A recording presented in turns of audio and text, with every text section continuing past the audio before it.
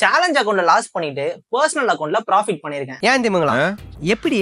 அதான் முதல்ல நானும் யோசிக்கிறேன். அது எப்படின்னு சொல்றேன் வாங்க. Day 27 of my 30 days challenge. Traders, இன்னைக்கு நான் நிஃப்டில வந்து ரிவர்சல் ட்ரேட் தான் வந்து என்ட்ரி வந்து பிளான் பண்ணியிருந்தேன். 10:40 என்னோட என்ட்ரி வந்து நான் பிளேஸ் பண்ணியிருந்தேன். ஸ்டாப் லாஸ் வந்து டே ஹைல வந்து போட்டிருந்தேன். ஸோ ஆக்சுவலா வந்து பாத்தீங்கன்னா ஒரு 11:25 போல என்னோட ஸ்டாப் லாஸ் வந்து எனக்கு ட்ரிகர் ஆயிடுச்சு.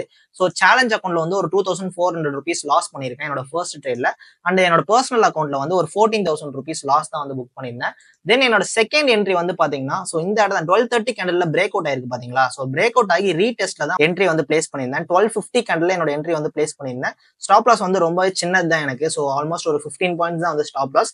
So half of the candle வந்து நான் ஸ்டாப் லாஸ் வந்து பிளேஸ் பண்ணியிருந்தேன். ஆல்மோஸ்ட் ஒரு 215 போல என்னோட டார்கெட் வந்து ஹிட் ஆயிடுச்சு. ஒரு 1:2 ப்ராஃபிட் வந்து புக் பண்ண முடிஞ்சது. ட்ரேடர்ஸ், என்னோட செகண்ட் என்ட்ரி வந்து என்னோட சேலஞ்ச் அக்கௌண்ட்ல வந்து நான் எடுக்கல. பிகாஸ் நம்மளோட ரிஸ்க் படி நம்ம 2% குள்ள மட்டும் தான் ரிஸ்க் எடுக்கணும். சோ தட் நான் என்னோட செகண்ட் என்ட்ரி என்னோட பர்சனல் அக்கௌண்ட்ல மட்டும் தான் வந்து நான் எடுத்திருக்கேன். என்னோட சேலஞ்ச் அக்கௌண்ட்ல வந்து நான் எடுக்கல. என்னோட சி ட்ரேட்ல வந்து ஒரு 35,900 rupees வந்து ப்ராஃபிட் புக் பண்ணிருக்கேன். ஓவரால் இன்னைக்கு டேல வந்து ஒரு 21,700 rupees நம்மளால நெட் ப்ராஃபிட் வந்து புக் பண்ண முடிஞ்சது. இந்த வீடியோ உங்களுக்கு யூஸ்ஃபுல்லா இருந்துச்சுன்னா ட்ரேட் பண்றவங்க ஃப்ரெண்ட்ஸுக்கு மறக்காம ஷேர் பண்ணிடுங்க.